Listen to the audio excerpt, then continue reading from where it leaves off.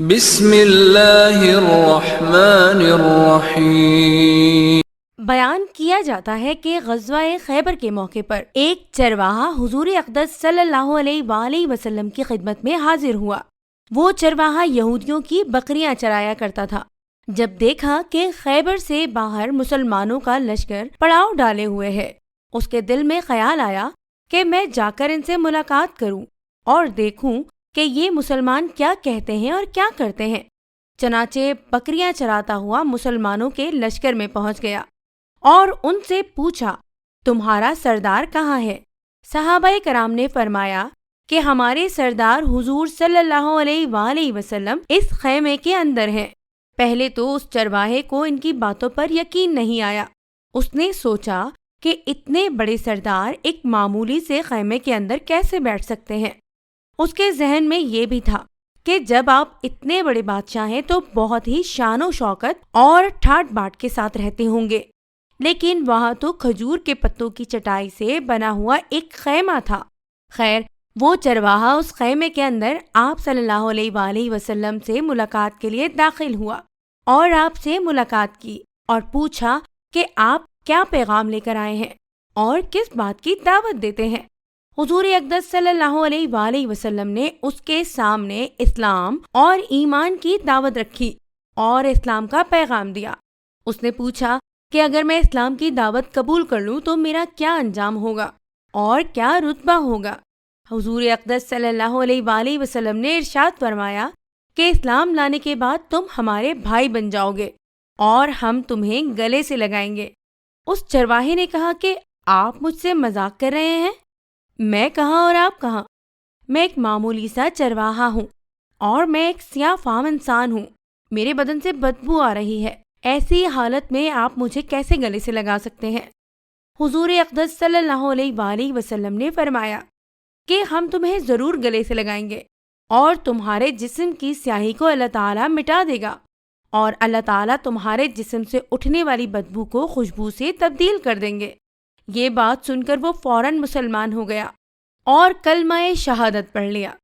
پھر حضور اقدس صلی اللہ علیہ وآلہ وسلم سے پوچھا کہ یا رسول اللہ صلی اللہ علیہ وآلہ وسلم، میں کیا کروں؟ آپ صلی اللہ علیہ وآلہ وسلم نے فرمایا کہ تم ایسے وقت پر ایمان لائے ہو کہ نہ تو اس وقت کسی نماز کا وقت ہے کہ تم سے نماز پڑھواؤں اور نہ ہی روزے کا زمانہ ہے کہ تم سے روزہ رکھواؤں۔ زکوٰۃ تم پر فرض نہیں ہے۔ اس وقت تو صرف ایک ہی عبادت ہو رہی ہے جو تلواروں کی چھاؤں میں انجام دی جاتی ہے، وہ ہے جہاد فی سبیل اللہ۔ اس چرواہے نے کہا، یا رسول اللہ صلی اللہ علیہ وآلہ وسلم، میں اس جہاد میں شامل ہو جاتا ہوں، لیکن جو شخص جہاد میں ہوتا ہے اس کے لیے دو میں سے ایک صورت ہوتی ہے، یا غازی یا شہید۔ تو اگر میں اس جہاد میں شہید ہو جاؤں تو آپ میری کوئی ضمانت لیجئے۔ حضور اقدس صلی اللہ علیہ وآلہ وسلم نے فرمایا کہ میں اس بات کی ضمانت لیتا ہوں کہ اگر تم اس جہاد میں شہید ہو گئے تو اللہ تعالیٰ تمہیں جنت میں پہنچا دیں گے اور تمہارے جسم کی بدبو کو خوشبو سے تبدیل فرما دیں گے اور تمہارے چہرے کی سیاہی کو سفیدی میں تبدیل کر دیں گے۔ چونکہ وہ چرواہا یہودیوں کی بکریاں چراتا ہوا وہاں پہنچا تھا، اسی لیے حضور اقدس صلی اللہ علیہ وآلہ وسلم نے فرمایا کہ تم یہودیوں کی جو بکریاں لے کر آئے ہو ان کو جا کر واپس کرو، اس لیے کہ یہ بکریاں تمہارے پاس امانت ہیں۔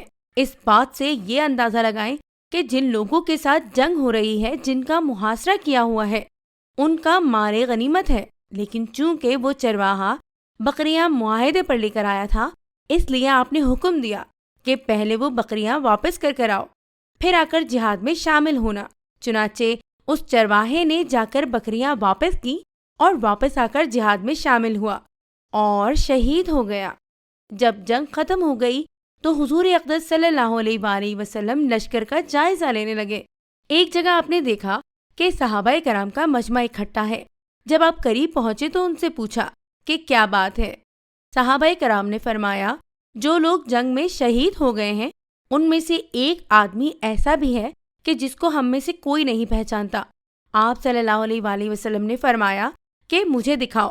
جب آپ نے دیکھا تو آپ نے فرمایا، تم اس شخص کو نہیں پہچانتے مگر میں اس شخص کو پہچانتا ہوں، یہ چرواہا ہے اور یہ وہ عجیب و غریب بندہ ہے جس نے اللہ کی راہ میں ایک بھی سجدہ نہیں کیا، اور میں اس بات کی گواہی دیتا ہوں کہ اللہ تعالیٰ نے اس کو سیدھا جنت الفردوس میں پہنچا دیا ہے، اور میری آنکھیں دیکھ رہی ہیں کہ ملائکہ اس کو غسل دے رہے ہیں، اور اس کی سیاہی سفیدی میں تبدیل ہو گئی ہے، اور اس کی بدبو خوشبو سے بدل گئی ہے۔ اس واقعے سے ہمیں یہ سبق ملتا ہے کہ اندازہ کیجئے، اگر کچھ عرصہ پہلے اس چرواہے کو موت آ جاتی تو سیدھا جہنم میں چلا جاتا، اور اب اس حالت میں موت آئی کہ ایمان لا چکا ہے اور سرکار دو عالم صلی اللہ علیہ وآلہ وسلم کا غلام بن چکا ہے۔ تو اب اللہ تعالیٰ نے اتنا بڑا انقلاب پیدا فرما دیا، اسی لیے فرمایا اعتبار خاتمے کا ہے۔ اسی لیے بڑے بڑے لوگ لرزتے رہتے ہیں اور یہ دعا کرتے رہتے ہیں کہ یا اللہ ہمارا خاتمہ ایمان پر فرما۔ میری یہ دعا ہے کہ اللہ تعالیٰ ہم سب کو اس سے سبق حاصل کر کے اس پر عمل کرنے کی توفیق عطا فرمائے، آمین۔ دوستوں سے گزارش ہے کہ ویڈیو کو لائک کریں اور شیئر کریں اور چینل کو بھی سبسکرائب کریں۔ شکریہ۔